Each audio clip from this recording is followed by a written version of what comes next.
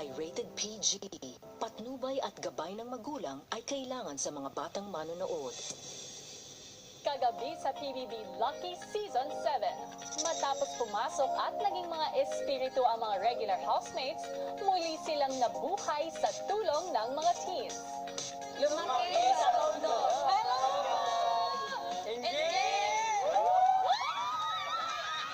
From Colorado, USA. Ang adult housemates ko at ang teen housemates ko ay magsasama-sama. At sa kanilang opisyal na paninuluyan sa bahay ni Kuya, Mag-isip kayo ng kakaibang pag-welcome sa mga regular housemates.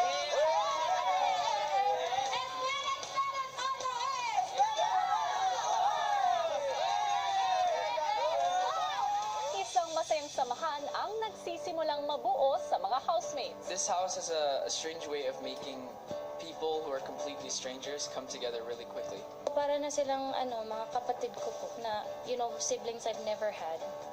At ngayong gabi, ang madamdaming pag-alala ng housemates sa kanilang mga yumaong mahal sa buhay. At tuloy ang nakakatuwang bonding sa loob ng bahay ni Kuya. Yung t-shirt mo, hindi bagis eh. Bakit? Sorry tayo. Did it hurt? Why? When you fell from heaven? Dito lang yan sa PBB Lucky Season 7. Matapos mag-swimming, ang girls napagkatuwa ang romampa sa pamumuno ng beauty queen na si Ali. Unang lesson, punta kayo lahat dito. Hi guys, this First is of my all, first time tuturo in ko muna class. yung tindig ng beauty queen. Yan.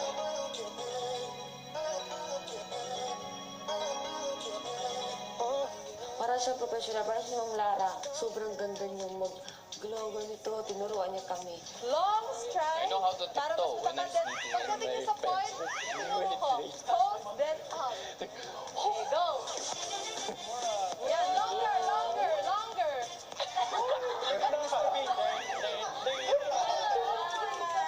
Doon ko talagang na-realize, wala akong grace. Wala akong poise. Buti na lang naging model ako at hindi beauty queen. skills.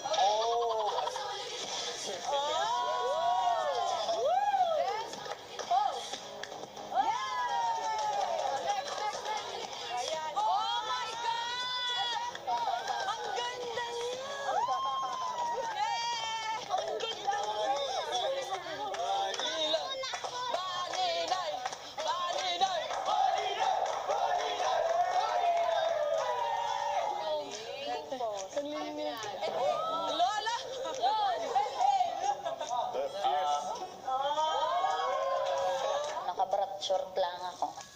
At hawak din eh. Tapos medyo, tapos fierce. Bakit daw? Ano? Para daw ho ang kita sa anggulo, yung malaki ang puwit, labas daw po ang puwit, tapos medyo tagilid.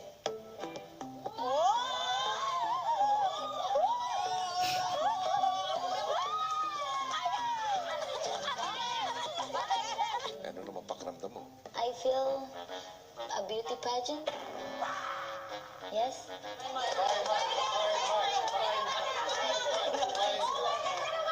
Okay. Go to mine. Yan muna, basic lang. Longer stride. Pagka nasa dulo mo na, bago ka mag-pose, sabi mo, I'm the most beautiful girl. Yun. Para lumabas yung aura mo. Beautiful ba? Sige na. Go, go, go. 1, 2, 3, go!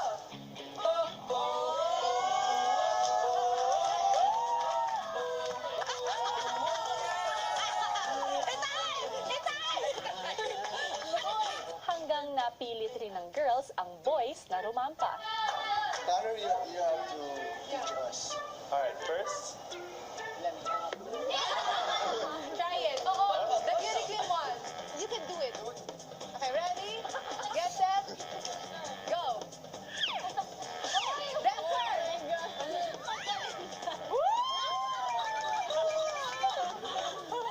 Oh, next. Tiptoe. Butt out. Yeah. Turn.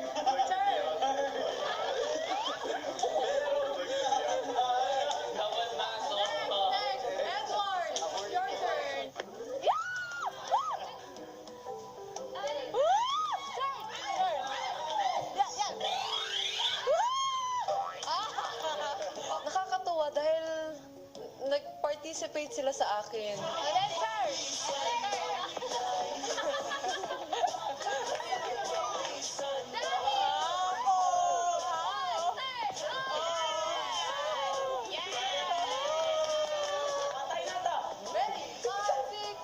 Napatay, hindi ko alam. Kahit ano.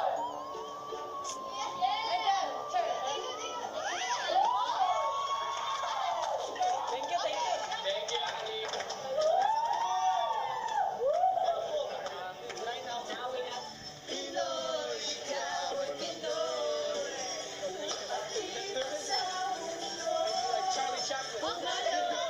First time ko po ulit marinig yung team song ng PBB. Yung last ko po narinig yun, nandun pa po ako sa States. And sabi ko po sa sarili ko, maririnig ko kaya ulit tong tugtog na to nang nasa loob ako ng bahay. So, sobrang saya talaga, kuya. Mahal ko kayo. Mahal kita. Mahal ko.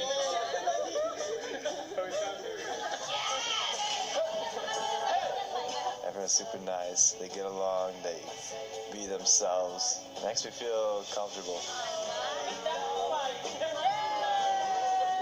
Talagang lalong sumigla ang bahay ni Kuya sa naging pagsasama ng ating regular at teen housemates sa iisang bahay.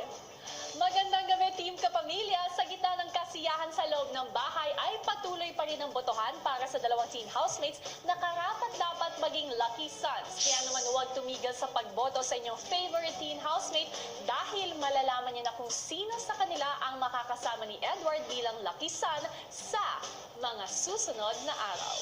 Samantala, mga kapamilya, sa nagdaan na undas, nagkaroon din ng pagkakataon ng ating mga housemates na gunitain ang kanilang mga yumaong mahal sa buhay. Ang mga emosyonal na kaganapan, narito ang kwento.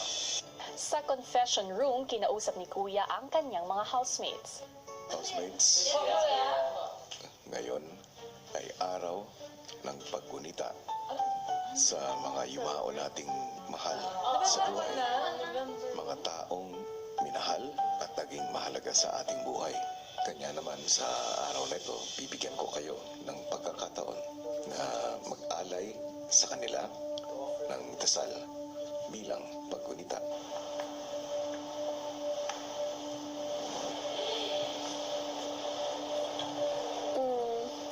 Hello guys, this is my sister. Her name is Caitlin. She's so cute. Yung nickname niya is Candy. Sweet din, pareho ko. She's a premature baby. And that time I was 6 years old. 6 months old siya, linabas agad sa womb ng nanay ko. Kasi yung nangyari that time, nakomatos ako. Pregnant yung mommy ko. Na-stress yung mommy ko. And then, nalabas na yung baby. Nung 2 years na andito siya, I was so happy. Kasi, na-experience ko magkaroon ng kapatid. 1 year and 8 months siya. Kasi maraming komplikasyon. Nasa hospital lang siya all the time. Hindi siya pinapalabas kasi marami siyang nade-develop na sakit. So, kailangan namin mag-rent ng room sa hospital. And doon lang siya magsistay. So, hindi ko siya nakakasama lagi. Yung time na nandito siya, yun yung best time of my life. And I miss her so much. She's so cute. At saka, magkikita kami someday, so I'm happy. Parang nariminis ko po lahat ng dati na nangyari sa akin nung bata pa ako. Parang nabuhay po ulit yung feeling na may kapatid pa rin ako and hindi siya nawala kasi lagi siyang andyan above me na sinusubaybayan ako. Ito po yung lolo ko. He died at the age of 69 po, going on 70 rin. Bago po siya namatay, nagkaroon pa po siya ng Alzheimer's. Kahit wala na po siya, napapakita ko pa rin po sa kanya at nasasabi ko pa rin po sa mga dasal ko po na nagpe-pray ako para sa kanya. Kahit nandito po ako sa loob ng bahay, nagkaroon po ako ng pagkakataon para mabigyan sila ng prayers po, ganon.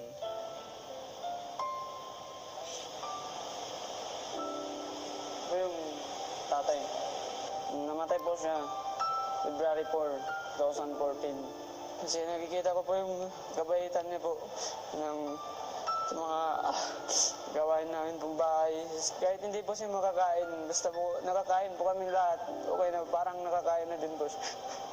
Pakita ko po sa tatay ko kahit wala na po siya na kaya ko pong tulungan yung mga kapatid ko at saka nanay ko. And kaya po ako nandito. Kaya gagawin ko yung lahat para sa'yo. Sa buong kapatid ko at sa nanay ko.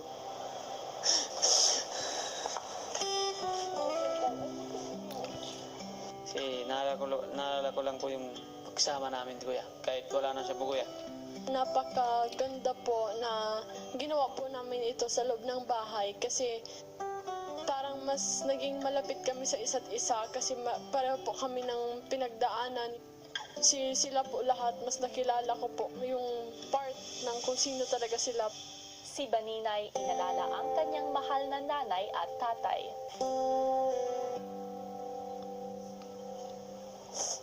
Ari po, nanay ko, tapos tatay ko.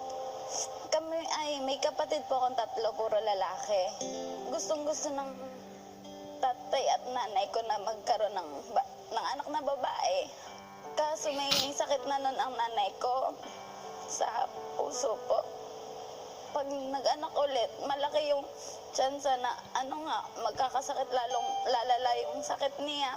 Pero hindi, pa rin. Pinilit pa rin nila magkaanak na babae. Gustong-gusto na nanay ko yun. Tapos, ang nanay ko, sobrang bait po niya. Para pong baby niya ako. Kahit sa pagkain, sinusubuan ako. 9 years old na ako, sinusubuan pa ako. Nung gabing yun, nilinisan niya ako. Pinakaliguan. Tapos parang halik-halik sa akin. Nung gumising ako, nagsisigawan ako sila.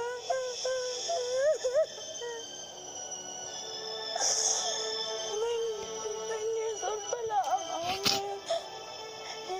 Sanay kaming sinahan doon. Kasama namin. Tapos pag-ising namin, wala na siya.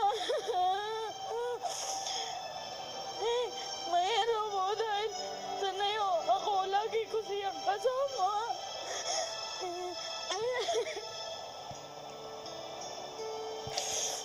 Naramdam ko yung puso niya ba, yung pangungulila niya sa mama at sa papa niya.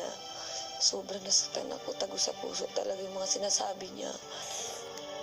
Tapos po, nito lang po, February, yun sa tatay ko naman parang siya po may diabetes. Tapos, nagka-komplikasyon po sa kidney po. Hindi man lang po nila nakita ito na nandito ako.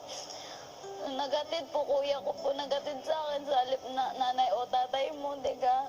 Siguro, yun nga, para sa sarili mo na lang, para kahit wala na sila, matuwa sila sa iyo.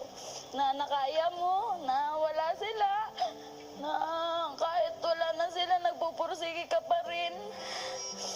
Siguro ayun na lamang po, tsaka siguro nakikita naman po nila ako ngayon. Magtatapos ako ng pag-aaral para rin sa kanila. Dahil yun talaga ang pangarap nila sa akin. Ayun po. Masaya ako sa kanya kasi kahit maganon yung mga nangyari sa buhay niya, natuto pa rin siyang tumawa, natuto pa rin siyang bumangon. Pero kaya bilib na bilib pa rin ako sa kanya, kuya.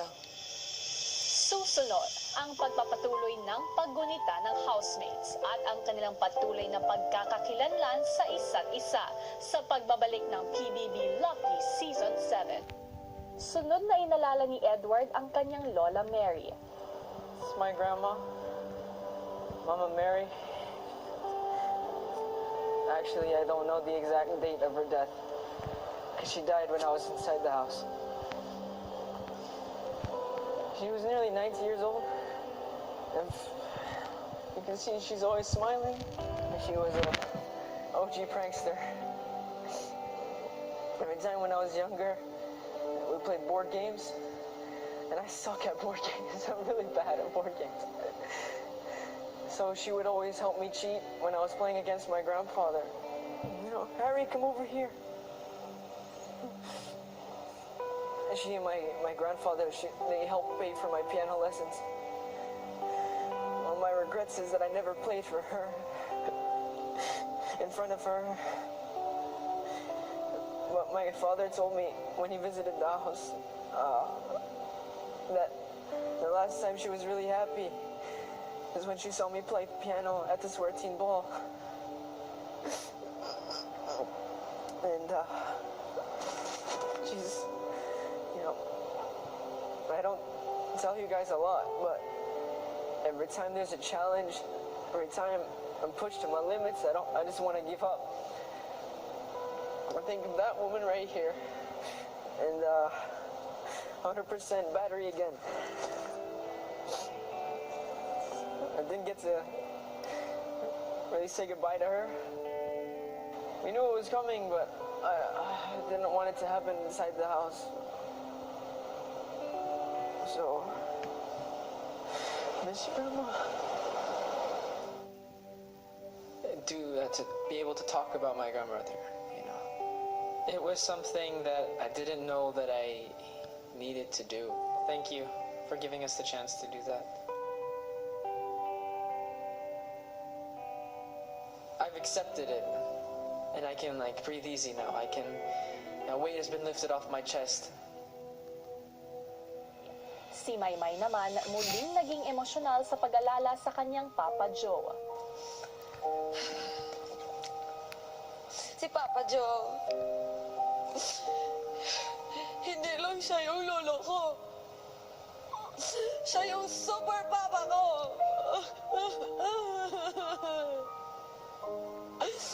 Hanggang ngayon, hindi man ako makapaniwala. Inako niya ang responsibilidad bilang isang ama sa amin. Kasi si Mama iniwan, yung tita ko iniwan, yung tito ko iniwan. Ang lahat ng apo, si Mama Ludi at si Papa Joe, nang-aalaga sa amin. Para sa orphanage ba?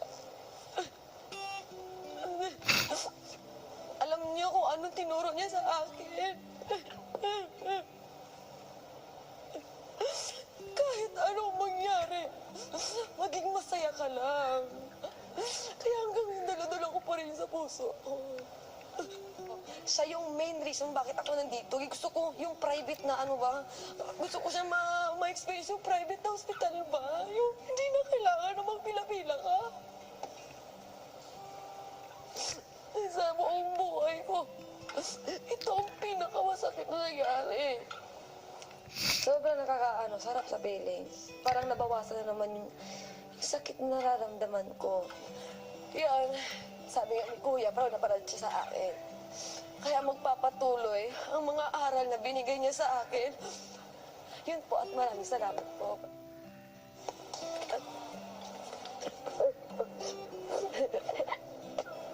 Sobrang nabalik lahat ng mga memory. Pero maganda yun, Kuya. Yung parang araw ng mga patay.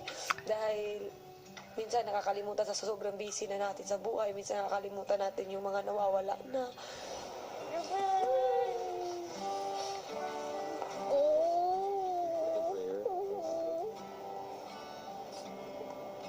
Housemates, alam ko kung gaano kasakit ang mawalan ng minamahal sa buhay.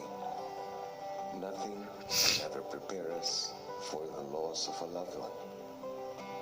Gaano man kaiksi o kahaba ang panahon na nakasama natin sila. Pero housemates, nawala man sila sa ating piling, sigurado ako na patuloy silang gumagabay sa atin. Honor their death by living your life the way they would be proud of. Maraming salamat sa pagbabahagi ng inyong mga kwento.